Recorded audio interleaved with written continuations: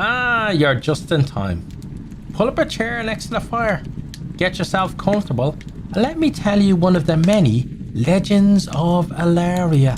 Today we continue the story of Kale and his companions and their struggle to save Mara. Entos City was one of the oldest and largest eastern cities in Six Clan history, built almost a millennia ago in the second age of the Mara Empire during the Great War of the Orcs. Known by the people as River City, the capital of the East, and New Dawn City, Ernsoft was constructed on the top of one of the narrowest parts of the river so that it would be more accessible to the city's people.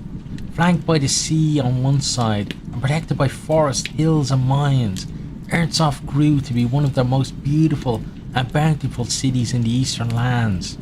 Arya first saw Ernsoft in her studying text when she was at the academy learning the ways of magic and spellcasting. She had dreamt of visiting, but was so involved with her training that she never found the right moment to take the trip. Arya crested the last hill before reaching the coast to find the city that she'd come to love and revere in complete shambles. From the hills she hoped to behold Ernsoft in all its splendour, sparkling sea, lush forests and a bustling city where the beautiful river had dried up. The forest turned to charred, barren earth, and the city had been left to poverty and despair. Even the tide looked as if it had retreated from the docks for fear of being tainted. From where she stood, she noticed the famous Golden Palace had been abandoned, looted and torn apart, simply counted as another casualty of the seemingly never-ending clan war. Demoralised, she pressed on. The first step was to meet Kale's informant, who would instruct her on the location of the ancient tomb, where she could find a navigation key. Lingering here would not be in her best interest, so she decided that it would be better to complete her quest and leave the broken city to its fate. She found Kale's informant cloaked and hooded in black robes near a dried up fountain in the middle of a deserted plaza. He gave her a map and told her to follow the route he had marked. They spoke about the ever-deteriorating state of the eastern lands and the newly established position of the Bardon clan. When she asked about the type of resistance up ahead, the man dismissed the question with a wave of his hand. "Worry not, your presence will go unnoticed," he assured her. Arya was a sorceress, and a most educated one at that. She knew when she was being lied to, but she smiled at him and thanked him for his service. The road that led to the ruins was easy enough to follow, but Arya didn't trust simplicity when it correlated with danger. After several days of travel, she arrived to the ruins and found a safe position in the hills that overlooked the entrance to the ancient tomb. From there she observed and waited. She could not figure what this place was or who built it. The ruins looked different and more ancient than how the Six Clan history described them. With their monstrous columns and artless sculptures didn't contain any of the sharp edges or spikes that are prominent in Orc construction. She wondered what audacious race would have built an outpost here in the middle of what used to be a massive orc-infested forest.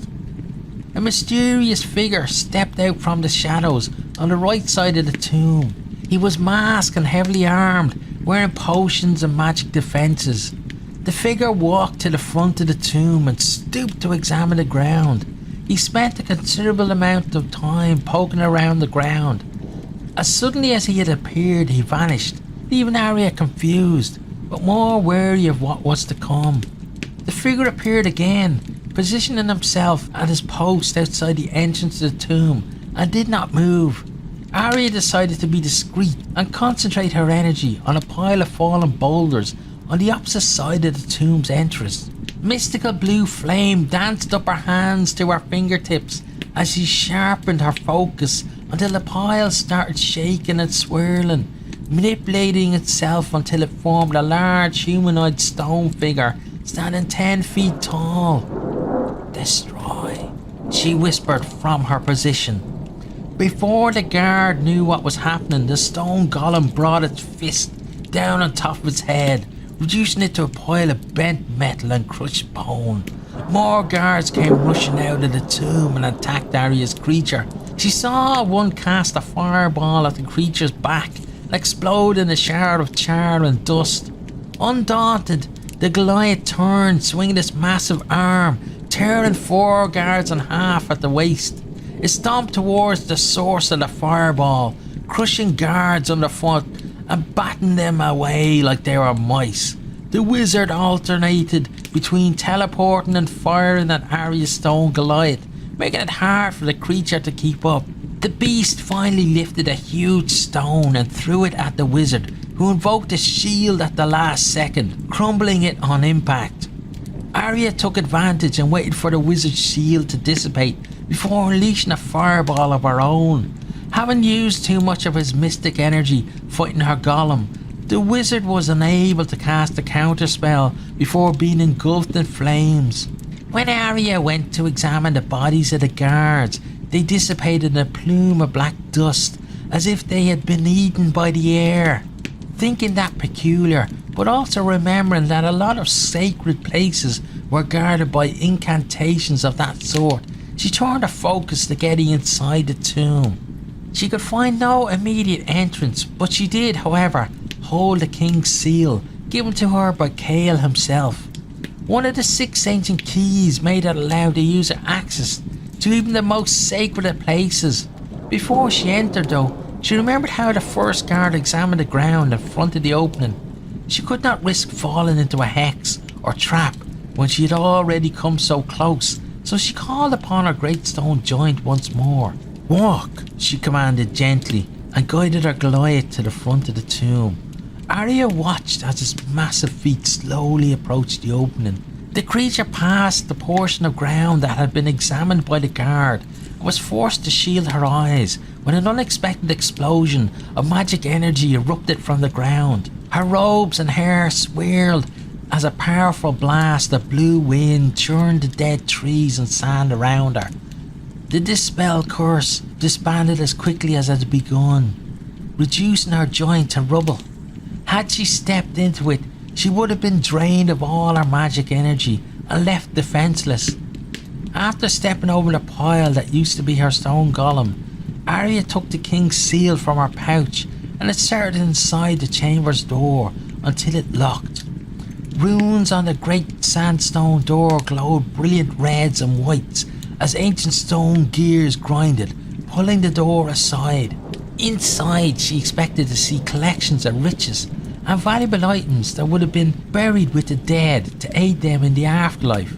In accordance with Eastern culture, she should have seen rich depictions painted on the walls of those who had been buried participating in heroic deeds or hunting or anything that might have given them joy in their lifetime. Arya found only dust and stones, broken artifacts and painted ancient texts she did not recognize. At the end of the world, the living no longer had the patience to honour the dead, it seemed. As she ventured deeper into the chambers, it became darker and her ears became more attuned to noises in the chamber. A rustling, a leaking. Somewhere far off she heard a deep rumble that might have been a growl. She walked without light until she had trouble seeing 4 steps in front of her. So as not to alert whatever might have taken residence among the dead, she closed her eyes and mouthed a single word. When she opened them, the rustling had grown louder, and the interior of the tomb was bathed in a bright blue light afforded by her shadow eye spell. The tunnel before her split off 3 ways. The leftmost tunnel was shrouded in a blackness that not even a shadow eye could penetrate, while the right opened into a wide corridor. The centre passageway was blocked off, and all at once she became aware of the source of the rustling. Hundreds of legs belonging to the endless hive of massive spiders. Without hesitation, she sprinted down the right corridor, aware that the spiders had seen her and were no doubt in pursuit. She wound her way through the corridor until she came upon an open burial room and ducked inside, backing herself to the wall. She watched as the gigantic spiders poured into the room, crawling on the floor, walls and ceiling, slowly pushing her into a corner. Arya maintained her composure and mentally cycled through her spells. Words that she had been made to repeat as an apprentice echoed in her head. Sometimes the smallest spells make the biggest difference. Arya waited patiently as the spiders closed in, making weird snapping and gurgling sounds. She raised her hand, closing her eyes to clear her head, and cast one of the first spells she had learned as a young sorceress. An illumination burst from her hand, brief but bright enough to scorch the sensitive eyes of the spiders who'd lived their lives in darkness. The creatures shrieked, falling from the walls and ceiling, cringing on the floor and stumbling over each other trying to escape. Arya stepped lightly over and around the confused spiders and continued down the passageway. The map that had been given to her proved useful, and for that she was thankful. The seemingly endless expanse of corridors proved to be easily traversed. She eventually came upon the chamber where, according to the map, the navigation key was supposed to be found. This passageway opened up into a huge rectangular hallway built from grey brick, supported by columns on both sides and carpeted down the centre. Arya slowed her pace and observed her environment. Torches lit the walls and cast eerie shadows on the bricks. The air smelt of spices and old books mixed with sulphur. In the next room she heard footsteps, large footsteps. She melted into her surroundings using a cloaking spell and entered a circular room connected to the end of the hallway. The roof extended upwards and disappeared from her sight. Arya did not remember seeing a tower protruding anywhere near the tomb, and the realization made her wonder how far under the ground she had gone. In the underground tower, lit torches lined the entirety of the circular wall, filling the substantial space with golden orange firelight. Bookcases and desks, topped with candles, were placed along the wall, littered with all sorts of oddities. Scrolls and parchment filled barrels that stood at the end of the bookcases, and leather furniture was strewn about randomly. Standing completely still, holding a huge stone, two-handed sword, was a stone Goliath, much like the one that Arya had summoned on the surface. It guarded a single stone pedestal that held an engraved tablet, the navigation key. The creature turned and walked, pacing its guard and producing the ground-shaking footsteps that Arya had heard from the hallway. She could feel her magical stamina ebbing with every spell, but she felt confident enough to take on one more interruption. Arya took a deep breath and exhaled slowly. Turning the corner, she sprinted towards the Goliath. As her cloaking spell faded, she stopped halfway to it, planted her feet and chanted while gracefully moving her arms, gathering the energy in the room. The stone giant lumbered towards her, shaking the ground with every determined step. It hefted its massive stone sword over its head, intent on parting Arya's right side from her left. Fire and lightning formed in an orb above Arya as she moved her hands, expanded as her incantations grew louder. The Goliath stopped abruptly in front of her, shaking the floor so violently that it almost broke her concentration. Opening her eyes, she targeted the Goliath's head between its raised sword and fired a blue-orange ball of electric fire. The missile hit its mark, vaporizing the creature's head into dust and enveloping the rest of the body in lightning and flames. The headless stone body staggered backward, its sword slipping from its hands and shattering on the ground. Arya spun and sent a gust of wind from her hand into one of the giant's legs, crumpling it in a shower of ash and causing the rest of its massive body to collapse in a cascade of burnt dust. When the remains had settled, Arya moved to the pedestal, careful to remain patient lest there be one final trap or the removal of the navigation key started a chain reaction that brought the entirety of the tomb down upon her. Lightly, she ascended the steps, remembering what she had gone through to get there. She checked her magical stamina to ensure that she would be able to invoke one last teleportation spell. Arya surveyed her surroundings once more, remembering all she had faced to get to the key. The spiders, the traps, even the guards that protected the entrance. All seemed easy enough to overcome, but it also felt like they had been cultivated so that only a sorceress of her stature or any other magical being would be able to overcome them. She couldn't picture Crassus trying to deal with all of those spiders. She looked at the contents displayed on the desks: chemical powders, inkwells, assorted stones, plants and herbs.